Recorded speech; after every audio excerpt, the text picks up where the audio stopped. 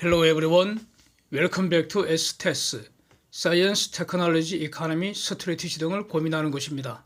사진처럼 최근 원유 가격, 천연가스 가격 급락하는 모습입니다. 원인이 무엇일지, 앞으로 더 떨어질지 더듬어 보겠습니다. 러시아 에너지 대체하기 위해서 러시아 이외에서 원유나 가스 이런 거 에너지 생산을 더 늘려야 합니다. 일단 사우디를 중심으로 하는 오펙의 즉각적인 대규모 증산은 현재로서는 기대하기 어려운 것 같습니다. 유크레인 전쟁 이전에 러시아를 포함한 오펙 플러스에서 결정한 대로 매월 40만 배럴씩 증산한다. 그 입장을 고수를 해오다가 이번 6월 회의에서는 7월, 8월 두 달 동안 매월 65만 배럴 증산하는데 러시아를 제외시키지 않겠다. 이런 결정을 했다는 겁니다. 뉴스 내용이 사진에 캡처되어 있습니다. 그런데 저는 가령 40만 배럴 저 정도만 증산해도 저거 결코 적은 거 아니라는 입장이었습니다. 이전에 영상에서도 이렇게 말씀드린 적이 있습니다.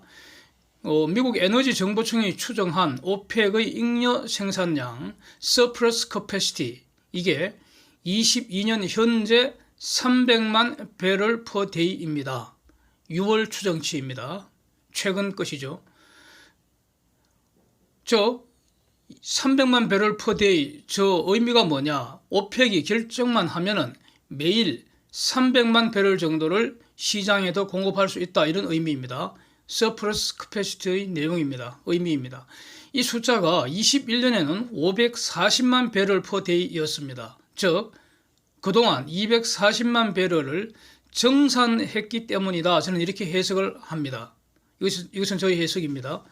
그래서 매달 40만 배럴씩 정산을 해 나간다면은 대략 한 6달 지나면 240만 배럴 더 정산하는 것이고 그만큼 서플러스 캐패시티는 감소하는 것이죠. 그렇다면은 이제 연말까지 추가로 지금부터 더 정산을 해 나가면 40만 배럴씩만 한다 해도 240만 배럴 이상 더 늘어나는 겁니다. 그래서 그렇게 되면 오펙은 최소한 단기적으로 자신들이 최대 생산 능력만큼 공급한다 이렇게 볼 수도 있는 겁니다. 물론 이제 오펙 정산 결정은 오펙 회의마다 이렇게 결정되기 때문에 결과는 지켜봐야 하겠습니다. 어쨌든 7월, 8월 65만 배럴씩 하니까 130만 배럴이니까 원래대로 한다면은 40만 배럴씩 해도 80만 배럴인데 그것보다는 한 50만 배럴 더 늘어났습니다. 그러니까 시장에는 더 많이 공급되는 거고 문제는 비오펙 국가들 여기에 미국, 캐나다 등 진짜 선수들이 포함되어 있는데 이 얘들 정산 능력을 살펴보는 것이 이제 핵심인 것 같습니다. 그래서 이걸 정리를 하고요. 관련된 논점으로 잉여 생산량 surplus capacity 이거 정리하겠습니다. 미국 에너지 정보청 22년 6월 전망치를 보면은 22년과 23년 즉 내년까지 비오펙 국가들 원유 정산 계속된다는 겁니다. 특히 캐나다, 브라질, 중공의 원유 생산 증가할 상위 국가라는 겁니다. 1, 2, 3등이라는 겁니다. 단 여기서 미국하고 러시아는 제외를 하는 겁니다. 미국은 넘사벽 압도적 1등이니까 일단 미국은 빼고 저 쪼무레기들 키재기를 먼저 하고 러시아는 지금 제재를 받기에 시장에 나올 수 없는 물량입니다. 이게 지금 어떤 미국 시각에서 규범적으로 판단하는 것이고요. 사실상 러시아 물량은 여전히 나오고 있는 걸로 다들 알고 있습니다.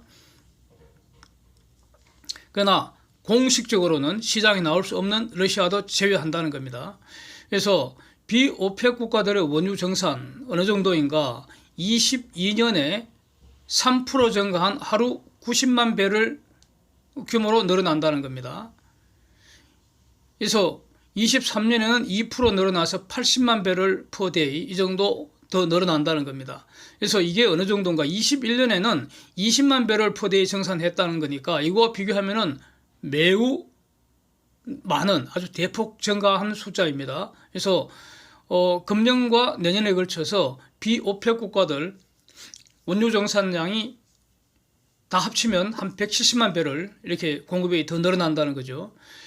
미국은 전체 비오펙 국가대 정산량의 60%를 차지한다. 요 말만 이거 리포트에 쓰고 있습니다. 그래서 미국 정산량이 얼마인지를 말하지 않으니까 저는 알고 싶고, 그래서 답답한 제가 직접 산수를 했습니다. 예. 1차 방정식을 풀었습니다. 그랬더니 미국은 22년에 135만 배럴을 정산하는 것으로 이렇게 보입니다. 그래서 미국을 포함한 비오펙 정산량은 22년에 235만 배럴입니다. 여기에 사우디 등 오펙이 정산할 물량, 이게 얼마인지는 연말이 지나봐야 확정이 되겠지만, 만약에 매월 40만씩 12번 하면 480만 배럴이잖아요. 이게 아마 최대치겠죠. 예? 최소 2달에 한 번씩 정산해도 최소 240만 배럴입니다. 그렇다면 전체로는 최소 475만 배럴에서 최대 715만 배럴까지 늘어납니다. 예? 이거 21년 기준으로 러시아 수출 싹 대체할 물량 대략 500만 배럴이면 충분합니다. 예? 이 숫자도 이전 여러 영상에서 여러 번 제시한 바가 있기 때문에 지금 이렇게 결론만 말씀드릴게요. 그러면 이제 산수 다 끝난 거 아닙니까? 결국 러시아 에너지는 시장에서 공식적으로 사라질 수 있는 겁니다. 유가는 하향 안정화될 가능성이 높다고 봅니다. 이런 분석은 제가 지속적으로 드리는 말씀입니다. 뭐 110불 이상, 120불 이상 높은 가격으로 오래 유지될 수 없다는 것이 제 기본적인 입장입니다. 여러 번 말씀드렸습니다. 그래서 여기에는 뒷거래하는, 그래서 사실상의 물량, 러시아가 뒷거래하는 거, 이거 다 알고 있는데 여기서는 분석은 하지는 않겠습니다. 이거는 별도로 이걸 분석할 필요가 있을 때 살펴보도록 하겠습니다. 미국 다음으로 이제 주요 원유 정산국을 보면은 이제 브라질하고 캐나다인데, 그게 23년 말까지 대략 브라질하고 캐나다가 하루에 40만 배럴씩, 캐나다도 대략 한 40만 배럴, 둘이나 비슷한 것 같습니다. 그래서 캐나다 같으면은 40만 배럴, 하루에 40만 배럴 이렇게 증가해서 용량이 590만 배럴 per day까지 늘어난다는 것이고요. 브라질 같으면은 신규로 FPSO, Floating Production Storage and Offloading, 지금 해양 플란트 발주를 작년부터 많이 하지 않습니까? 브라질이. 거기에 신규 FPSO가 6개가 23년 본격적으로 가동된다는 겁니다. 세피아, 메로, 부지오스 필드에서 6개 FPSO가 새로 가동된다는 겁니다. 그래서 얘네들이 어떤 피크 프로덕션, 최대 생산에 도달하게 되면은 각각 6개 각각 7만 배럴 per day에서 18만 배럴 per day까지 원유를 생산할 것 같다, 이렇게 미국 정보청이 추정을 했습니다. 그래서 브라질 생산 능력은 얼마인가? 총 생산 능력은 캐나다보다 현저히 떨어져서 21년에 생산 능력이 370만 배럴 per day였는데 22년에는 390만 배럴 per day로 늘고 23년에는 410만 배럴 per day로 늘어난다는 겁니다. 그래서 캐나다 같으면은 셰일 석유 늘리고, 캐나다의 중요한 특징은 지금 원유와 가스 생산 능력이 문제가 아니고 수송하는 파이프라인 부족한 게 이게 문제라는 겁니다. 전체적으로. 그래서 수송 능력의 병목을 제거하는 프로젝트에 투자가 집중을 해서 전체적으로 생산 능력에 걸맞는 수출 능력, 원유와 가스 수출 능력 키우겠다. 이게 지금 포인트가 맞춰져 있는 것 같습니다. 22년, 23년 이렇게. 그래서 당연히 이제 파이프라인 확장하고 최적화하는 이런 작업들이, 가령 엔브리지 라인 3 이 크루드 오일 파이프라인 익스펜션 확장 공사 끝나면, 그러면 이거는 끝나서 21년 10월부터 가동되는데 이 능력이 한 76만 배럴 per day 이 정도 되고, 그다음에 이제 이 엔브리지 이 기존 파이프라인을 추가로 확장을 하고 또 최적화하는 작업, 이게 23년 완료되면은 40만 배럴 per day가 추가로 더 늘어나게 되고, 또 트랜스 마운틴, 아마 산을 뚫고 지나가는 모양이죠. 트랜스 마운틴 파이프라인 익스펜션, 이것도 확장 공사, 이게 끝나면 이게 22년 말에 지금 가동될 예정인데 다 됐잖아요. 이제 22년 말이면 89만 배럴 per day가 더 늘어난다는 겁니다. 이만큼 시장이 더 풀리는 겁니다. 물량이.